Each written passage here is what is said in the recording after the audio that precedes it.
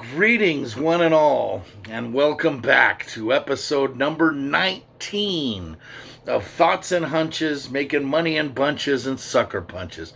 Your boy Stoney is back for round number 19. We've been just kind of hanging around the edges lately, haven't really been putting up big numbers. But you know what? All my fellow lowlife scumbags, hoodlums, hustlers, fienders, and degenerates are back. You know why? Because y'all have faith.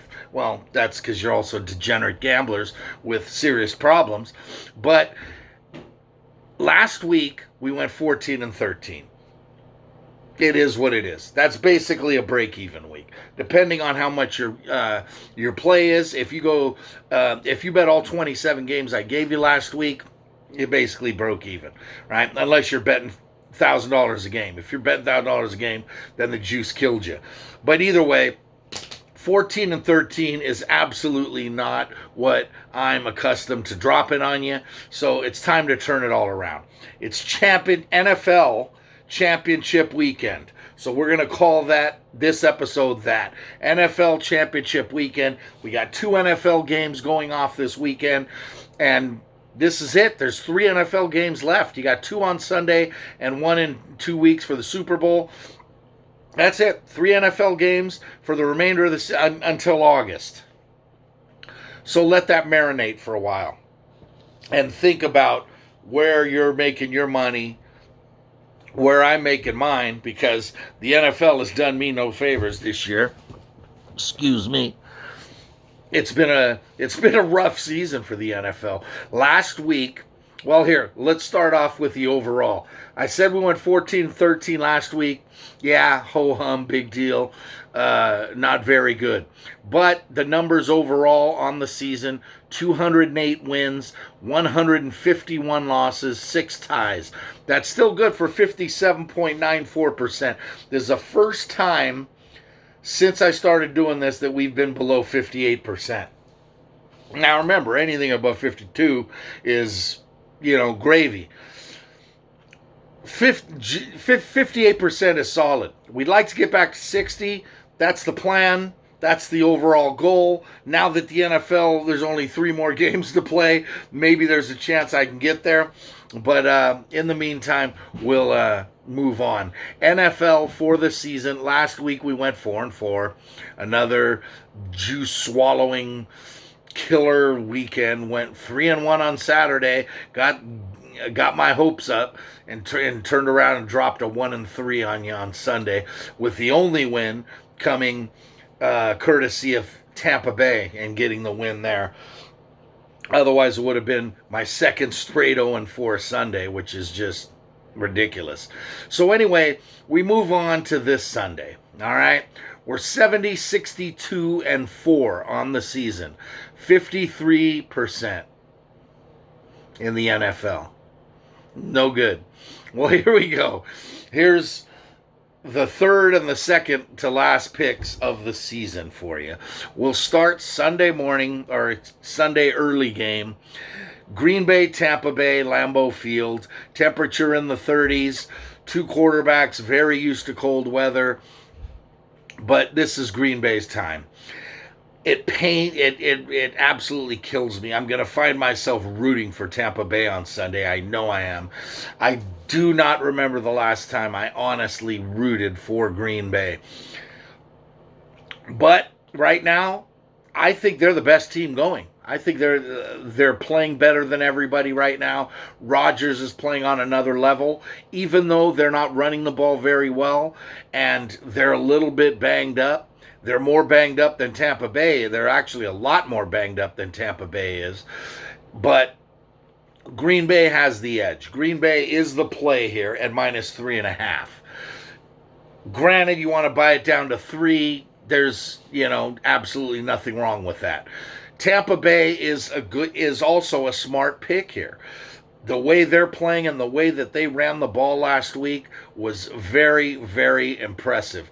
They went into New Orleans and they beat up a better defense in New Orleans than they're going to see this Sunday, and they ran the ball right down their throats. Brady wasn't great, but he didn't have to be, because Tampa Bay didn't turn the ball over. Tampa Bay's defense forced Drew Brees forced the New Orleans offense into four turnovers, and that was your ball game, period. You take those turnovers off the board, and we're looking at a different outcome. But turnovers are part of the game. They're going to be part of the game on Sunday. Brady has a tendency of turning the ball over. Granted, he hasn't. Usually he doesn't in January. Rodgers just doesn't turn the ball over, period. Any turnovers they get is going to be a freak sack fumble or a running back fumble or a tipped pass, something like that. They did meet earlier in the season. Tampa Bay rolled them down in Florida, beat them 38-10, gave Green Bay the worst loss they've had all season. It's not going to happen this Sunday. Tampa Bay is going to turn it around. Brady's going to get it done. Rodgers is going to get it done. And Green Bay is going to advance to the Super Bowl. So lay the 3.5. As far as the total goes, it's sitting at 51.5. A lot of people are looking for a lot of fireworks, right? Doesn't matter about the cold. The weather's going to be in the low 30s, high 20s. Snow flurries possible, probable. There will be snow. It won't be a blizzard. It won't be out of control crazy snow, but it'll be enough, and it'll be cold. And both teams are going to attempt to run the ball, period. Tampa Bay knows they cannot win with Tom Brady throwing the ball 50 times. They absolutely know that. So Jones and Fournette are going to have to get going, and they're going to have to get going early. They're going to have to force to run the ball, and that's a good thing for under players.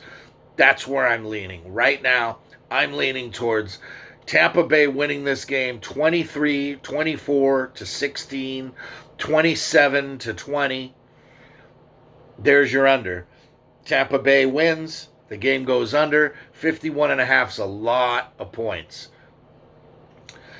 Again, when this game's over, will I cry if Tampa Bay has advanced to the Super Bowl?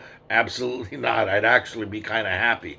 But Green Bay's the smart pick here. It has been since the moment they advanced. Didn't matter whether they were playing New Orleans or Tampa Bay. The number was going to be right around 3.5, 4. So Green Bay is the team to beat in the NFC, and they're going to prove it on Sunday with, actually, believe it or not, a surprisingly easy win. It's not going to be a blowout, but it's not going to be a nail-biter either. Move on to the afternoon game on Sunday, the AFC side. And this is, there's two great games going on this weekend. I honestly think the four best teams are remaining. Here you've got Buffalo heading to Kansas City. Kansas City, the defending champs, 3-point favorites. Patrick Mahomes is the story, period. Last week, he showed up. He had turf toe, and then he got knocked out of the game. Sorry, I've kind of got my eye on Air Force San Diego State over here. You know, it's what happens when degenerates get loose on Friday nights. Anyway, not only did Mahomes have turf toe, but he also got choked out into a concussion or whatever it was. He passed concussion protocol. Big surprise. Nobody was surprised. And he's been practicing. So he's going to practice for today and tomorrow, and he'll be ready to go on Sunday, but he's not healthy. He wasn't healthy last week. He was hobbling. His toe is, yes, they put up 19 points, in the first half, and they looked pretty good doing it. But the problem is they kept settling for field goals. They weren't cashing in. And that's what allowed Cleveland to come back and damn near steal that game down the stretch. But Kansas City doesn't have that killer instinct. They're excellent, and you look at them from top to bottom offensively, and they're the scariest team in the NFL offensively.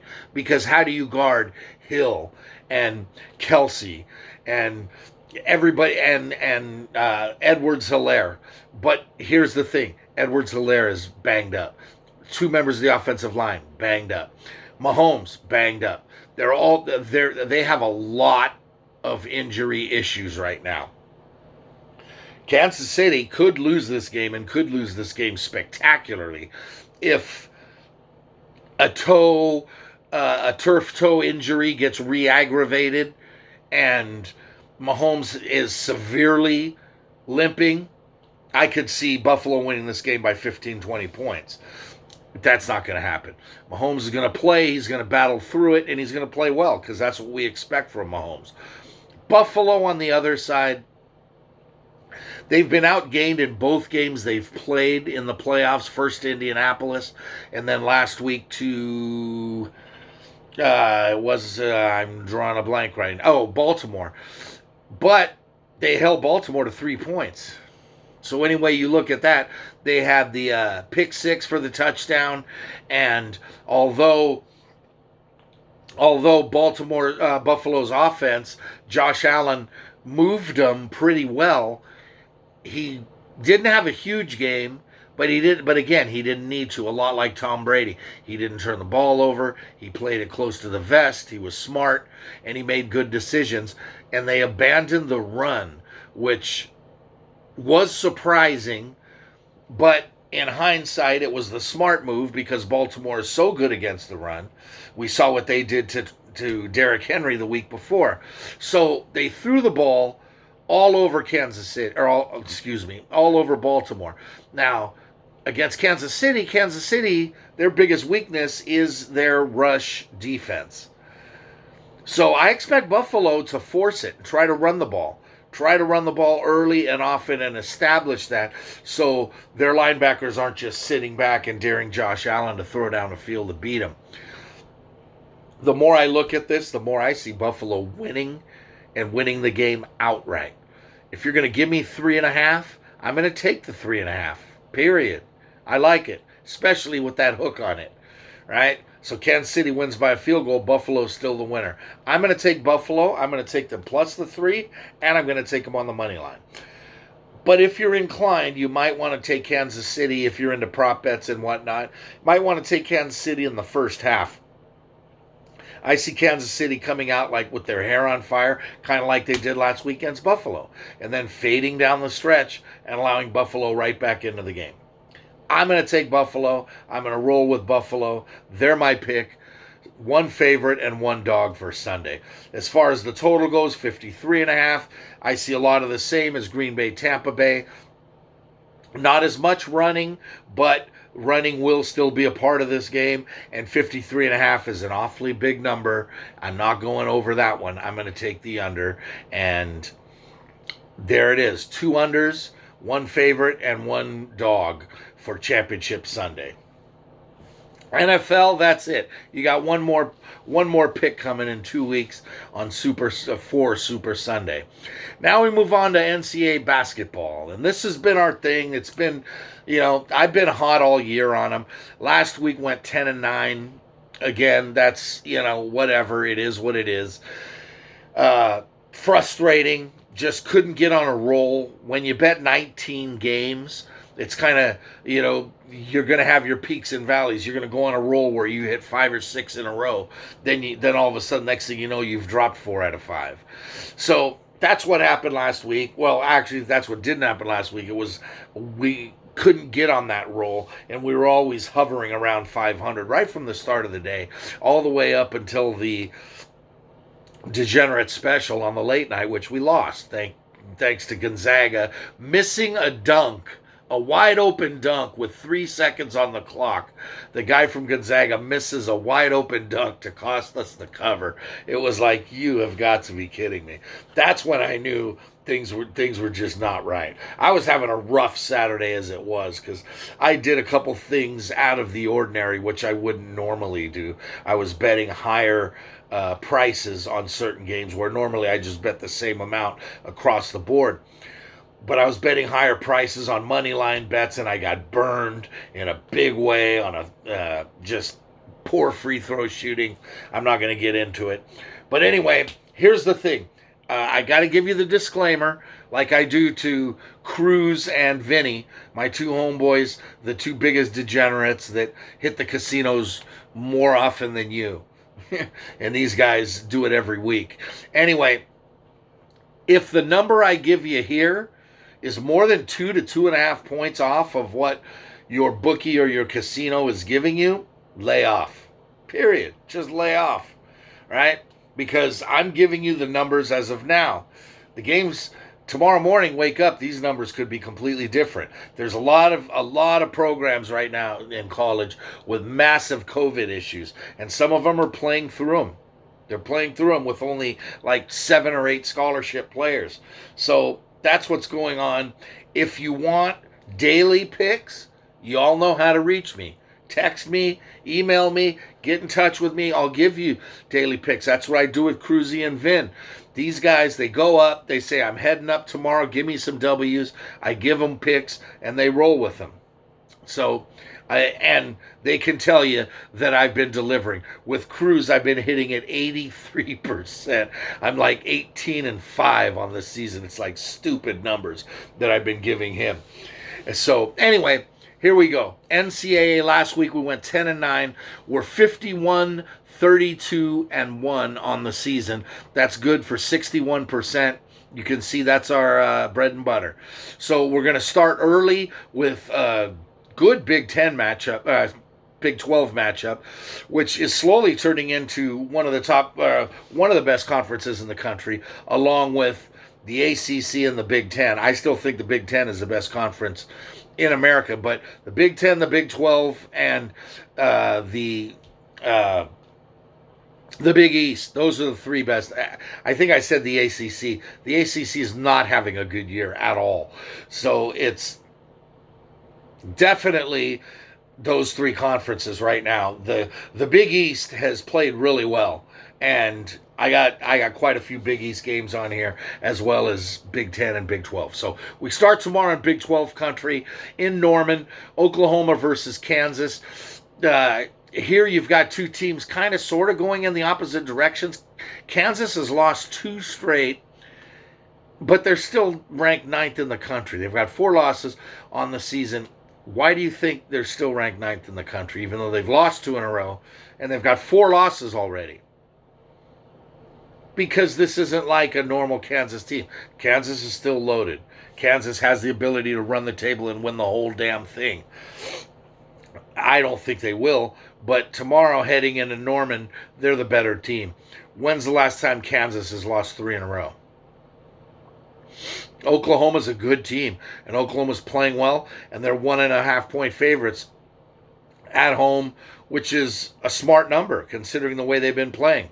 Kansas goes in, gets the win, restores order. Game 2, Virginia Tech versus Syracuse at the Carrier Dome. This one is going to be a good one. Syracuse was playing really well, and they got off to a really hot start, and the zone was playing. They were hitting threes, and all of a sudden those numbers started to fall. They got into a little bit of a COVID issue, and suddenly they've lost 3 out of 5. Virginia Tech, on the other hand, has won 3 straight. They're running the floor really well. They're up to number 16 in the rankings right now, and they're 2.5 point dogs on the road. I'm going to take the road dog for the 2nd straight game. KU was a road dog, so is Virginia Tech. That's 2 road dogs right off the bat. Game 3, we've got off to the Big East in Omaha, Creighton versus UConn. Now, Creighton killed us last week. Absolutely killed us. I had Creighton last week in a money line parlay with 3 other games that all hit, and they were the only one on the money line. The other 3 were spread bets. This one was a money line. They were 9.5 point chalk over Providence, and they lost in overtime. They shit all over themselves. I could not believe what I was seeing. They blew a lead down the stretch, allowed Providence to come in and just take it from them. Oh, God, I was so frustrated. Anyway, Creighton has now lost 2 in a row, starting with that loss to Providence last week. But they're still one of the top teams in the Big East. UConn started as one of the best teams in the Big East, but they had some major COVID issues. They're back now. This is only their 2nd game since coming back. They lost their first one, but the thing about UConn is This is a good team. This is a very good team. And 7.5 is a big number to be laying on the road for Creighton. So we're going to take the Huskies and the 7.5. Make it 3 straight road dogs. Next up, Vanderbilt versus Arkansas in SEC country. My country. 2 blocks down the street. Vandy's playing. Vandy's lost 6 in a row. Now, they had been on a covering streak there for a while, but lately, I mean, they got blasted by UT last week in a game that they just let them pull away at the end. They were 18-point dogs, and the game was around 11-12 the whole second half until they just fell apart with like 2 minutes left and allowed Virginia to UT to go in and steal the cover. Well, anyway, Vandy's not playing well. Other than Scottie Pippen Jr., they're struggling. Arkansas comes in, and here's Arkansas's dilemma. They're 11-4, and they're playing really well. Arkansas is one of those middle-of-the-road SEC teams that loses to the top-tier teams in the SEC, but beats up on the bottom half. This is the bottom half they're playing tomorrow. So we're going to lay the 7.5. It's another road team we're taking, make it 4 in a row, but this one is a road chalk instead of a road dog. Next up, we head out back to the Big 12, Oklahoma State and Baylor. Baylor is number 2 in the country, 13-0, and steamrolling teams. It looks a lot like, right now, you're looking at Gonzaga, Baylor, probably Michigan, and probably Iowa. Yes, 2 Big Ten teams. Not taking anything away from Villanova. We'll get to them in a minute. But right now, those are your 4 best teams in the country, those 4 that I just mentioned, right? But Baylor and Gonzaga seem to be separating themselves. They're not just winning, they're blasting teams. Baylor has continued that stretch. Now they head into Stillwater to face Oklahoma State. Oklahoma State's 9-3. They're coming off 2 straight wins over the Kansas schools last week. They're looking good. They're playing good. They're playing well. And 8.5 is a big number to be laying on the road in the Big 12, even if you are the second-ranked team in the country. So we're going to take the dog here. We're going to take Oklahoma State at home and the 8.5.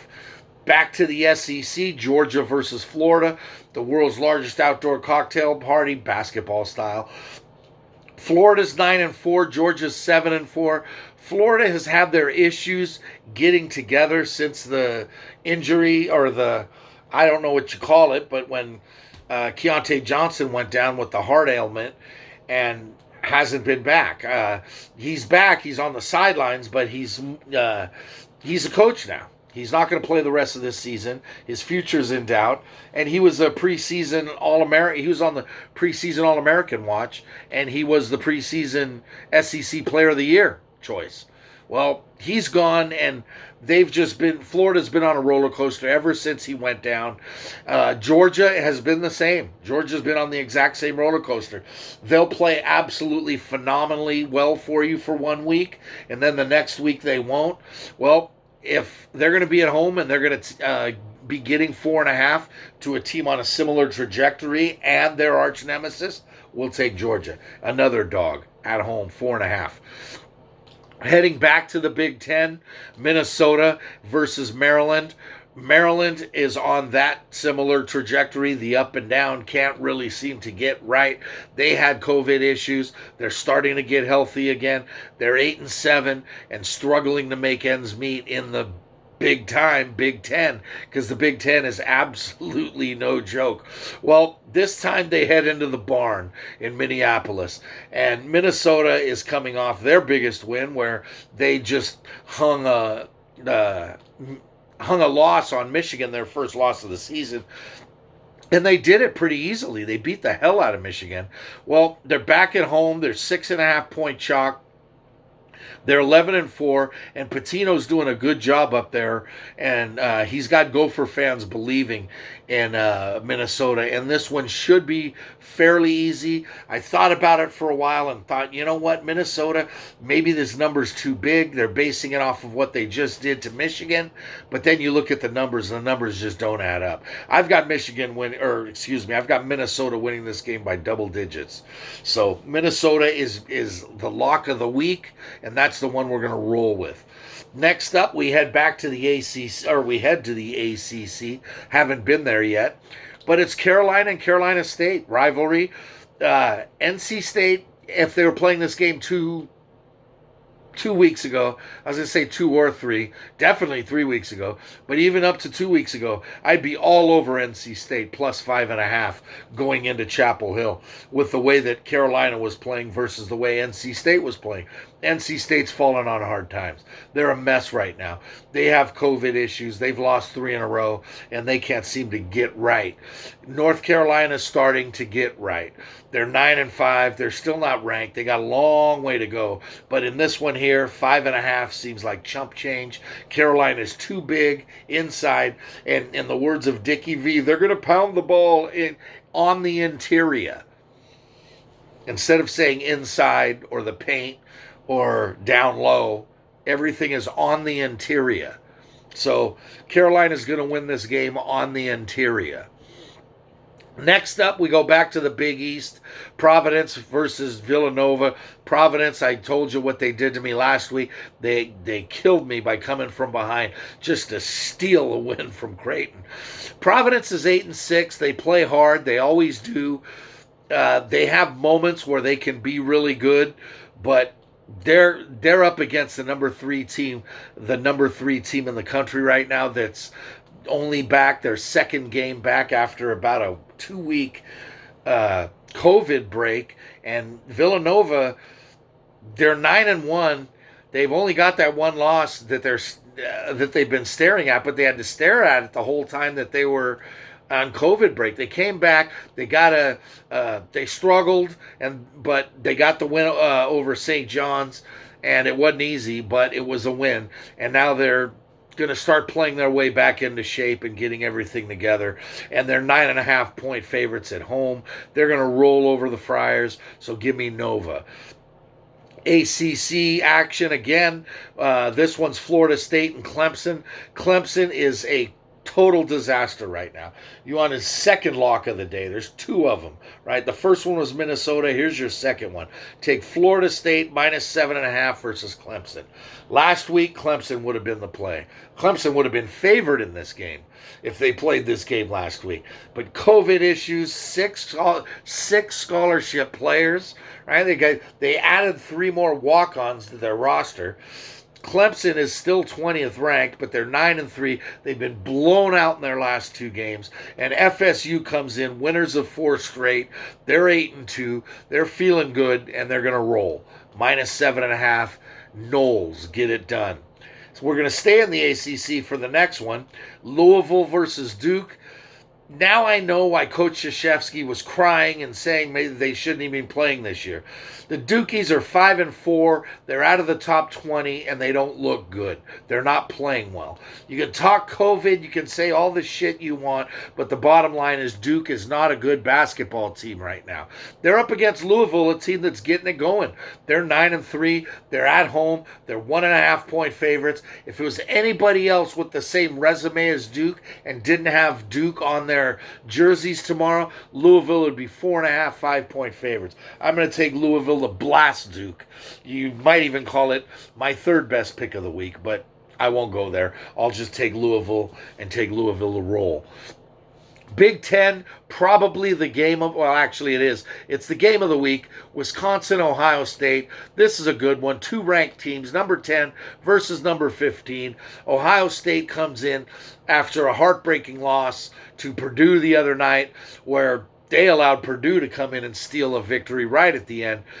Wisconsin is starting to get that Wisconsin feeling again, pounding the ball inside, right, working the clock, and using a fast break when necessary. They're ranked 10th. They're at the Kohl Center. They're 4.5 point favorites. Short favorite like that, we're going to roll with the Badgers. Pac-12 action, UCLA and Stanford. Stanford's lost 3 out of 5. They're 8-5 on the season.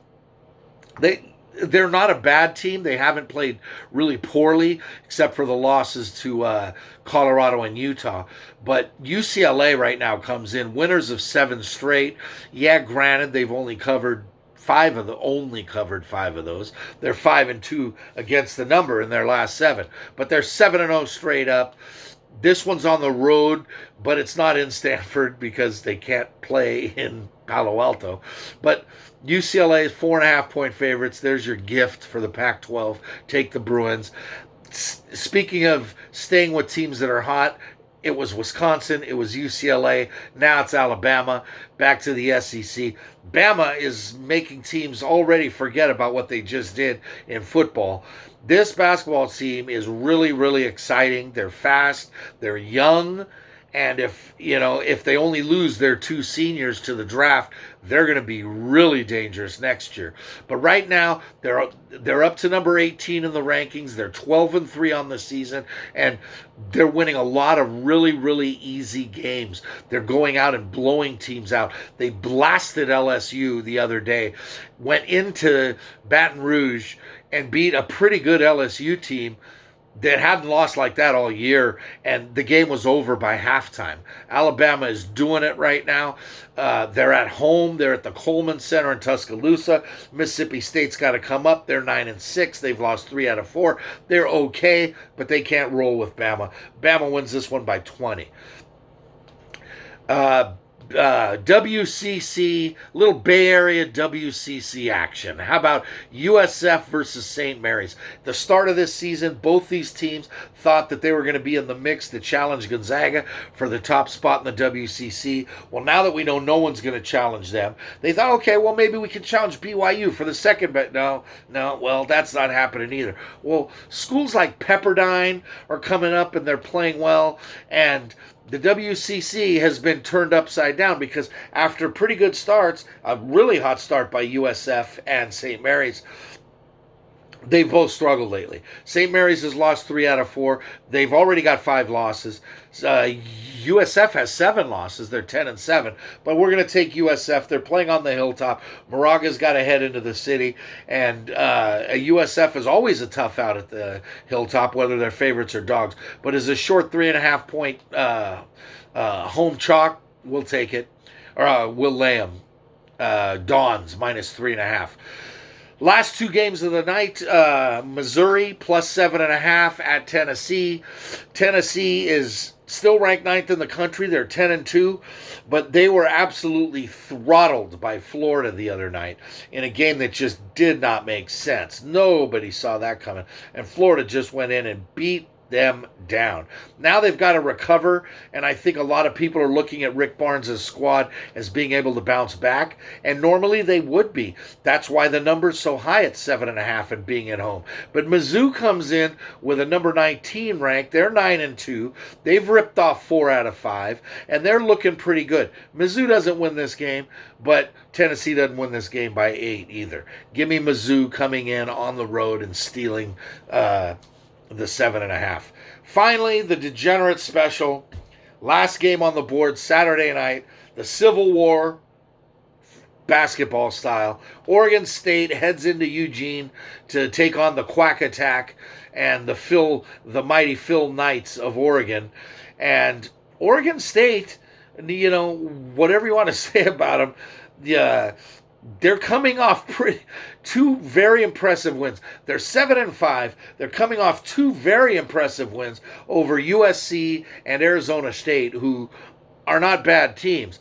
But Oregon State is getting it together. They're playing well. Oregon, you look at them, they're 9-2. But every time you look up, they're not covering a spread. They're losing to a team they're not supposed to. And Oregon just hasn't got their mojo.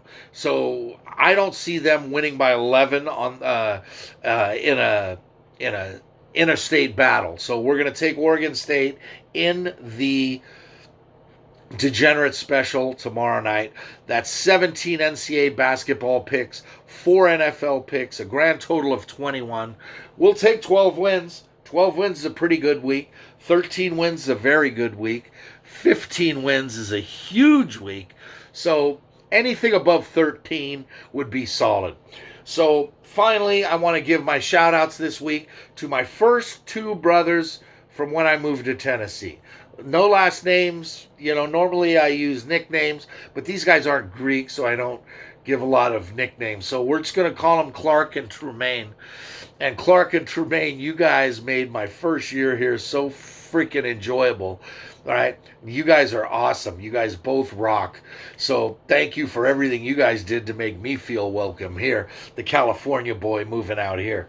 So had a lot of fun, and you guys rock. So Clark and Tremaine, mad respect. That's it for the week. That's all I got for you. Again, 2.5 point spreads difference from what I give you here to what your book gives you tomorrow or over the weekend, then back off or call me and say, what do you think? Right? That's your best plan of action. If you're going to hit a casino, call me, ask me for a few during the week, Monday, Tuesday, Wednesday. I'll drop some knowledge on you, right? So good luck this week. Let's hit them hard. This is the last week for you NFL degenerates. Next week, there will be no NFL plays. It'll be nothing but college basketball, right? So you got to get used to it, because every video I make from now until April is going to be nothing but college basketball, with the exception of the Super Bowl. So we're going to roll with college hoops. It's what we do. So in closing, all I can say is that there's money on the streets that can't be ignored. Wise words. There's money on the streets that can't be ignored. If you're going to bet big, if you're going to win big, you got to bet big. So know that and think about that. And finally, good luck to you.